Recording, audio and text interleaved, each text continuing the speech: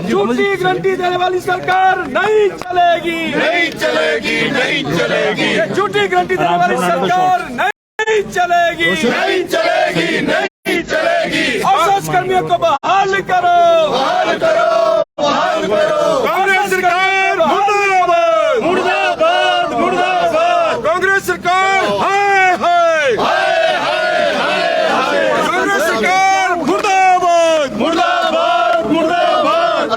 सोनिया गांधी को करना तार, नहीं चलेगी ये सरकार, सोनिया गांधी को करना तार। नहीं चलेगी ये सरकार। नीचे कर दे माइक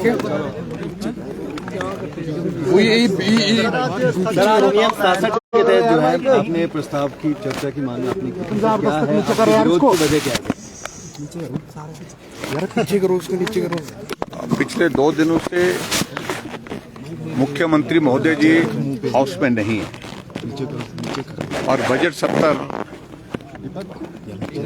आजकल चल रहा है।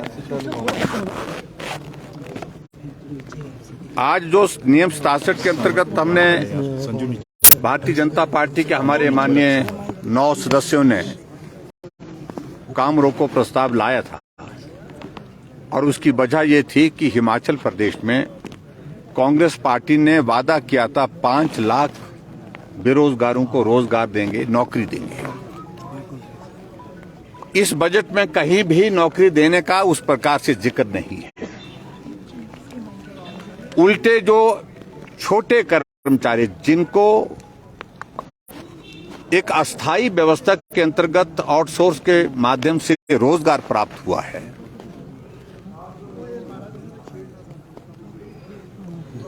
उनको निकालने की प्रक्रिया शुरू कर दी। हजारों की संख्या में हिमाचल प्रदेश में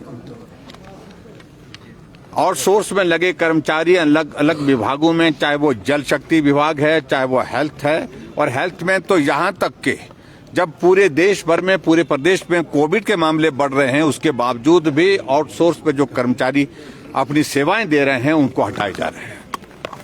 नेचोक मेडिकल कॉलेज में, टांडा मेडिकल कॉलेज में और इसके अलावा दूसरी जगह, और जब चंबा में, मेडिकल कॉलेज चंबा में जब उनसे पूछा जाता है कि क्यों हटाए जा रहे हैं, तो जवाब देने के लिए उनके पास कोई उसका उत्तर नहीं है। और उसकी वजह यह है कि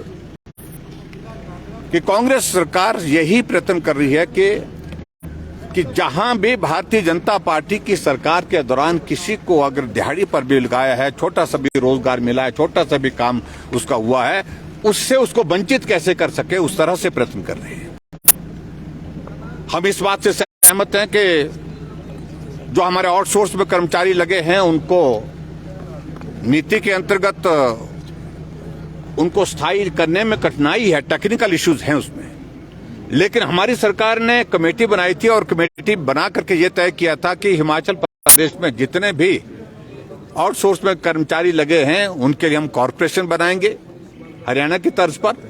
और उसके साथ एक कमिटमेंट, ऑनेस्ट कमिटमेंट हमने की थी, और वो कमिटमेंट ये की थी कि हम हिमाचल प्रदेश में जो आउटसोर्स में लगे कर्मचारी उनको जहां वो लगे हैं वो यथावत चलते रहेंगे, काम करते रहेंगे।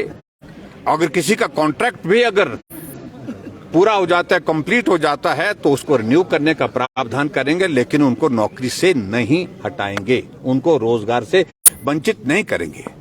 लेकिन वर्तमान सरकार ने बहुत जल्दी 3 महीने के कार्यकाल में बड़ी संख्या में जो आउटसोर्स में कर्मचारी लगे हैं उनको हटाने की प्रक्रिया शुरू कर दी है। हजारों की तादाद में इस वक्त आउटसोर्स कर्मचारियों को हटा दिया गया है। उनका भविष्य आधर में है। जो अपने 2 वक्त की रोजी का गुजारा उस नौकरी के माध्यम से करते थे, और विशेष तौर से कोविड के दौर में जिन्होंने अपने जीवन को जोखिम में डाल करके काम किया, उनको भी हटा दिया। इसलिए इस सरकार में संवेदनशीलता है नहीं, मानवीय दृष्टिकोण है ही नहीं, सिर्फ राजनीतिक मकसद के साथ सारी चीजें कर रहे हैं। और इसलिए हमने आज तय किया कि नियम 67 के अंतर्गत ही आज विधानसभा के सत्र में काम रोको प्रस्ताव लाएंगे। हमने प्रस्ताव लाया और हम उम्मीद कर रहे थे कि हमारे अध्यक्ष महोदय हमें उस पर चर्चा करने के लिए अनुमति देंगे, लेकिन जिस प्रकार से उन्होंने कहा कि प्रश्न के उत्तर में बहुत सारे जवाब आ चुके हैं, प्रश्न जो है वो कॉन्स्टिट्यूंसी स्पेसिफिक और डिपार्टमेंट स्पेसिफिक है, लेकिन ये तो पूरे प्रदेश का विषय है, सभी विभागों से जुड़ा हुआ विषय है, इसलिए वो उस उत्तर से हम संतुष्ट नहीं, और कांग्रेस पार्टी की सरकार की ओर से भी कोई जवाब इसमें देने की हिम्मत नहीं कर पाया। मुख्यमंत्री यहाँ उपस्थित नहीं है। मुख्यमंत्री जो संवैधानिक व्यवस्थाओं के अनुरूप जो किया जा सकता है उसके विपरीत, जो नहीं किया जा सकता उसके विपरीत जाकर के अपनी पार्टी के राष्ट्रीय नेता की जमानत के लिए जाकर के गुजरात पहुंचे हुए। आज मुझे मालूम नहीं आज आएंगे कब आएंगे, लेकिन संवैधानिक व्यवस्था इस चीज की इजाजत नहीं देती। कोर्ट के कैंपस में जाकर के तीन प्रदेश के मुख्यमंत्री जाकर के इस प्रकार से अपने नेता को, जिसको कोर्ट ने सजा दी है, उनको बचाने के लिए, उनकी गुहार करने के लिए, उस सारी न्याय की प्रक्रिया को प्रभावित करने के लिए वहां पहुंचे, इसकी भी हम निंदा करते हैं। Thank you.